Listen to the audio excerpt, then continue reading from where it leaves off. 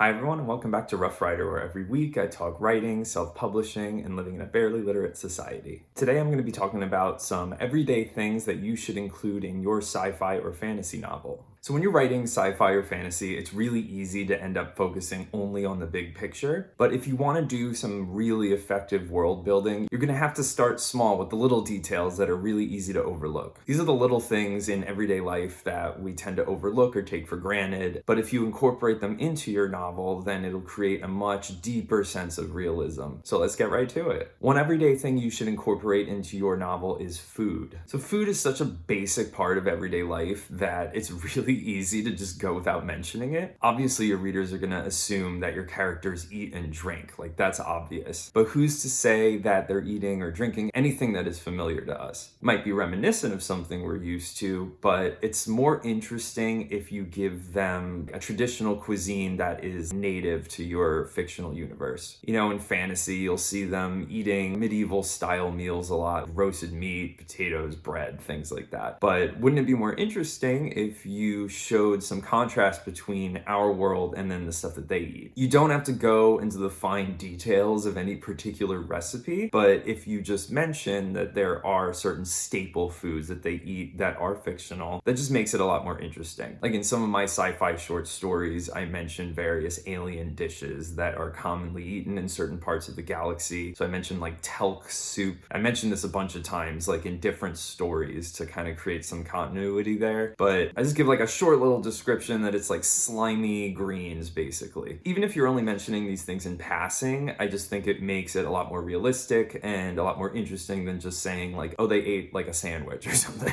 Now, another everyday thing that you should try to mention in your novel is housing. Most of us have a place to go home to at the end of the day. So obviously your characters are probably going to, unless you're writing them as a bunch of homeless people. You'll probably show them, waking up in bed or opening doors or cooking or something. But it's more interesting if you kind of describe their housing, describe their residence and what sets it apart from ours. Maybe they do live in houses, so what makes their houses different? Maybe their windows are typically circular and not square, or their doors. I'm picturing like The Hobbit, where they live in these mounds that are still houses on the inside, but the doors are round, and it just really separates it from everything, even though you can clearly recognize it as a house. And if you're writing like an alien species, or there are alien species in your story, then show what makes their shelter different. So in the Aetherverse, the alien crystalline species lives in these big mounds, and on the inside of the mound, because it's hollow, they have niches in the walls that like go all the way up, and depending on their social status, they are closer to the top or the bottom because they need solar radiation to survive. So there's a hole at the apex of this mound, and the higher standing members of society will sleep towards the top of it. You can make something as basic as housing something that conveys elements of their culture. The next everyday thing that you should include in your novel is entertainment. Your characters are probably going to be too busy saving the world or saving the universe, saving the galaxy to actually sit down and enjoy a night off. But if you can find ways to show what their society would like consider to be enjoyable, that would go a long way in adding depth to that society, to that culture. You don't ever have to show them actually enjoying these things, but if you show like what is the typical pastime for them if they weren't involved in this giant grand plot line. In the Aetherverse, I don't ever actually show anyone playing a sport, but I would show in the background of a scene that there are like TVs on the walls because they're very media centric. It has that night's baseball game playing. And it's not just baseball, it's kind of like a futuristic version of it where the bat and the ball are magnetized. So like if you hit the ball, it could go real far if you could hit a home run. I also, when they're on the train or something, I show ads for like popular musicians or songs, and there's billboards that I talk about, or the news is playing. Things that people would watch or enjoy or do in their spare time can really tell you a lot about a culture. Next everyday thing that you should try to include in your sci-fi or fantasy novel is etiquette. So, politeness seems like it's gone out the window in modern society, especially if you're really active online. But in your culture, it doesn't have to. Every culture or society has things that are considered acceptable and unacceptable, and yours really shouldn't be any different. Just because it's fictional doesn't mean that people don't have standards of behavior. Your characters might not necessarily adhere to these standards of behavior, but you could show the ways in which they are at least expected to act around others. Even the way that they say hello to each other can really tell you a lot about their culture. I just think of Arabic, you say like assalamu alaikum, which is like peace be upon you, but the longer version of that, like the super formal version, is assalamu alaikum wa rahmatullah wa barakatuh. So it's like peace be upon you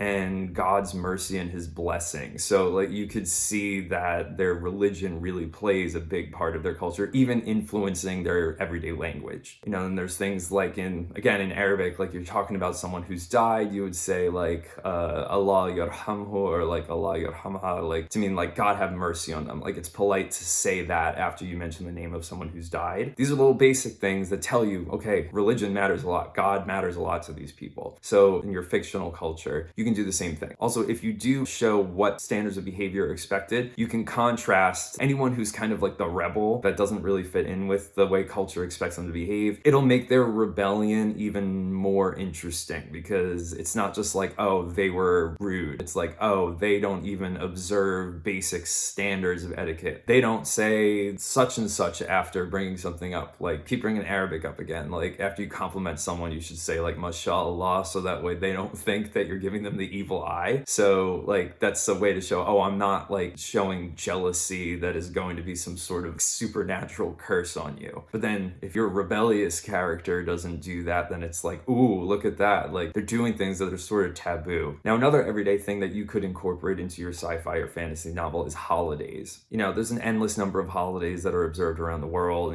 Christmas, Easter, Hanukkah, like anything like that. So it's very likely that your fictional society would have its own days that are set apart from the rest of the year. If you've ever made a historical timeline for your fictional society, you could really pull from that and commemorate certain events in that timeline in holidays. First things I think of are like political revolutions or maybe like historical figures' birthdays. And if religion plays a role, then there might be certain days of the year that are considered sacred in some way. You could show a lot about their religion by saying what those days are and what they mean to the people who adhere to that religion. And holidays don't even necessarily have to have any sort of deep meaning to them. We have Hallmark holidays, like they're very commercialist holidays that really don't mean anything. So like in the Aetherverse, I have Jack Frost Day. It is sort of like a secular holiday that people in the galactic mid-rim usually, like regardless of the society, tend to observe. So on that day, the tradition is that they take atmospheric condensers and shoot artificial snow into like the streets or indoors and kids play in it. It's supposed to be like a nostalgia of the winters on old Earth that people might not really experience anymore now that they're scattered across the galaxy. But this just makes it a little more interesting. You see that this society is realistic. Like they have their days that they might take off of work for, or that they might do certain traditions for. Otherwise, they can come out as being sort of bland, like they never really do anything special or they don't do anything to spend their free time. So the next everyday thing you could incorporate into your sci-fi or fantasy novel is health. So in sci-fi and fantasy, probably more fantasy, I would think, but you'll probably end up seeing at least one act of miraculous healing, whether it's through magic or it's through some sort of futuristic medical technology. But there's more to depicting a society's health and medicine than just these sort of supernatural acts of healing. Think about something as basic as just what diseases they deal with. And you don't have to have some sort of like exotic Ebola equivalent like that kills people like crazy. It could just be like their equivalent of the common cold. I would just come up with a name for it, even if the symptoms are really similar to just a normal cold. Like in the Aetherverse, I talk about the Cetovirus, and that's something that, it's like a respiratory illness. People had crazy lockdowns because of it, which were unnecessary. But I talk about that as being sort of a common thing that's going around. You could also talk about things like just like smoking or drugs. In the Aetherverse, I talk about how their cigarettes, the tobacco is like genetically engineered to be mutagen free, so it doesn't cause cancer. I also talk about them liking sativa a lot, and that there's like certain party drugs that go around. You could even toss in just some typical everyday medicines, like what would they take for pain? What would they take for a headache? It might be some sort of native herb that they brew into a tea or something like that. We would grab a bottle of Tylenol or something. They should have their own equivalent of that. So by showing these common health issues and the solutions for them, you'll show that these are real people. These are people who really do suffer from everyday things. It's not this perfect world where there is no disease, there's no pain, there's none of that. It'll just be a lot lot more believable, that they're not immune to these facts of life. So ultimately what I'm saying is that you shouldn't take the little things for granted when you're writing sci-fi or fantasy. Your novel's gonna take your reader on this big epic journey, but you don't need to skip the small things. These little fine details that in everyday life we're very likely to just not think about or overlook or just take for granted, it'll make your world a lot more believable. It's not gonna be this perfect society where they don't deal with these certain things. And because you want it to seem different than ours, you want it to be fantastic, you want it to be interesting, futuristic, or magical. It's good to show what makes it different, even with very, very basic things. And you don't have to go too far into any of these things. Even just mentioning them in passing or that they're in the background will go a long way. Because ultimately, if you want to immerse your reader in a believable universe, you're going to have to do a lot of world building, and you don't want to focus only on the big things. So if you want to read a little more about this topic, you can check out my blog. There's a link in the description below. If you found it helpful, please like and subscribe, follow me on social media, and as always, thank you for watching. God bless.